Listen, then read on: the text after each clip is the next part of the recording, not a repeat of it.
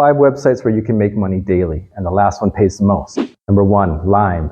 This website is going to pay you to recharge scooters. So go sign up to their site, you're going to pick up the scooters, you're going to put them back in their designated areas, and they're going to pay you $8 per scooter, and some people are making $30 an hour doing this. Number 2, Bird. This is similar to the previous one, but they're going to pay you even more. Sign up as a bird flyer through their app. Now there are different levels, so every time you get through a different level, you're going to make more money. You can make $5 a scooter, but as you level up, you'll make more money. There are some people that are making $100 a day. Number 3, Market Force.